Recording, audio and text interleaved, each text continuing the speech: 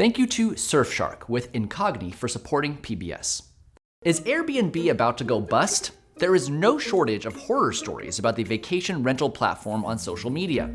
Where else could you find detailed instructions on which glasses you're allowed to drink out of, or discover that the bedroom you booked is in the back of a restaurant?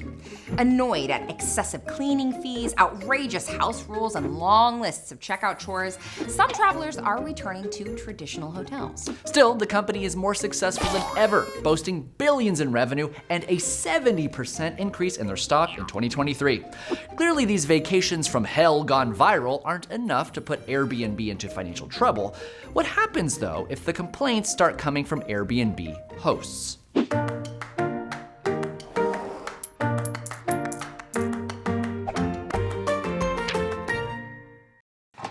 Airbnb hosts are making no secret of their dissatisfaction with the short-term rental market. Take content creator Shelby Church, who bought a home in Palm Springs in 2020 to rent out on Airbnb. Less than 2 years into hosting, she posted a video titled, "Why I'm Quitting Airbnb." The TLDR? California had considered an extra 15% tax on short-term vacation rentals like hers, which could drive prices for Airbnb stays higher than regular hotels. In Shelby's first year of hosting, she was barely breaking even, so she worried this legislation could drive down her occupancy rate and turn this property into a big, beautifully renovated money pit. It's not just California hosts like Shelby who are on alert. In New York City, legislators passed a bill to eliminate certain types of short-term listings altogether. A state law has been in place since 2010, banning rentals shorter than 30 days, unless the host lives in the building. But it was tough to enforce, and many hosts ignored it. Finally, in September 2023, a new local law went into effect that requires hosts to register their properties with the city. If they don't qualify, they can't be posted on Airbnb. Overnight, tens of thousands of illegally listed properties disappeared from the site.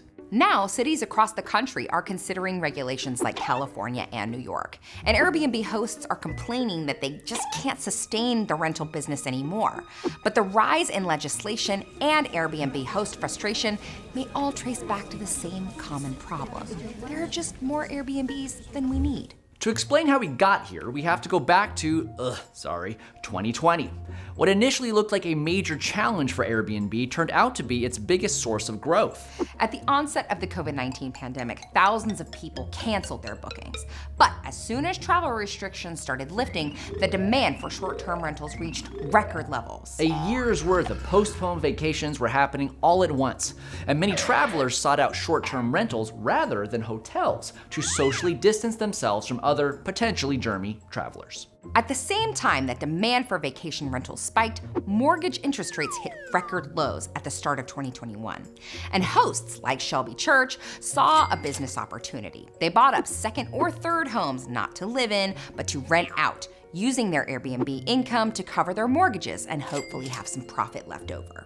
Some hosts eager to hop on the rising demand even rented out apartments meant for long-term tenants and listed those as short-term stays, a model known as Airbnb arbitrage. In this frenzy, the supply of Airbnb listings across the US increased 23% between 2021 and 2022. So, travelers wanted a lot of Airbnbs, and hosts had a lot of them to list. That's great for Airbnb, who charges the service fee on each stay booked through the platform. The company is more profitable than ever, but even though demand for short-term rentals grew, the number of units grew faster, meaning all those bookings are spread thinner and occupancy rates have cooled. So it's hosts who are feeling the financial sting, especially those who obtained mortgages with the promise of steady rental income or signed more leases than they could afford, intending to flip them into profitable weekend stays. But wherever Airbnb hosts are hurting, their neighbors are facing the financial consequences too. All those homes that were converted to short-term rentals decreased the available housing stock for the rest of us normies who just want to buy a house to live in. Now, low supply combined with interest rates that have nearly tripled since January 2021 means that many first-time buyers have been squeezed out of the housing market. Even renting is more expensive. Remember the New York City legislation meant to limit short-term stays? Before it went into effect, the Office of the Comptroller, that's the top financial manager for a city, released a report on how Airbnbs had affected rents.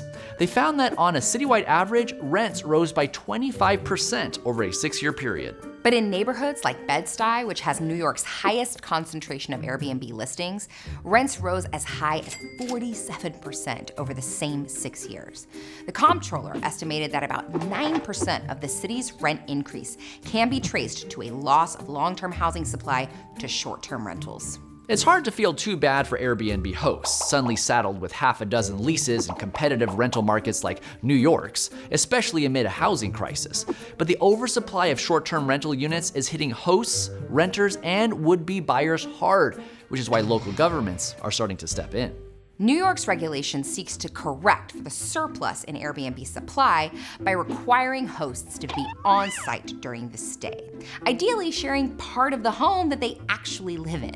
This disincentivizes hosts from buying up excess properties for the sole purpose of Airbnb-ing them. In contrast, California's proposed tax wasn't intended to discourage rental properties.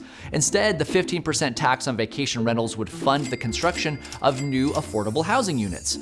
This would increase the overall supply of housing available to long-term renters to correct for the loss of housing stock to Airbnbs. But it's too soon to tell which, if either approach, will have the most impact. New York's law has only been in effect for a few months, and California scrapped their vacation rental tax bill altogether. As for hosts like Shelby Church, at the time of this video's creation, her property is still listed on Airbnb for $486 a night. But she's considering converting this vacation home to a long-term rental.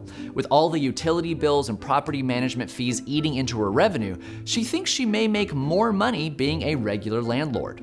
And if you've ever considered jumping into the short-term rental game to make some easy money, consider that Airbnbs can be a risky investment, especially if you can only afford it by being fully booked. So many variables can make that income stream dry up. Too many Airbnbs in your area, or maybe your city council decides to regulate vacation properties. Or maybe people just don't want to spend the last day of their vacation vacuuming your floors. And that's our 2 cents. Thank you to Surfshark with Incogni for supporting PBS. Incogni is a data broker removal tool created by Surfshark. In a nutshell, Incogni sends out information removal requests on your behalf to a long list of data brokers so that those who are holding your personal information will delete it. Data brokers are entities that collect and sell information about individuals to companies running marketing campaigns, providing financial loans, and selling insurance, and it's sometimes used to commit identity theft, fraud, or orchestrate scams. Since many data brokers continue collecting your personal information once they've removed it after a single request, Incogni also monitors your data to help ensure it stays off the market. This means that whenever a new record pops up on a data broker site, Incogni will automatically take care of it by conducting repeated removal requests. Incogni will continue protecting your data privacy for as long as you use the service. For more information, go to the link in the description. Thanks to our patrons for keeping 2 cents financially healthy. Click the link in the description to become a 2 cents patron.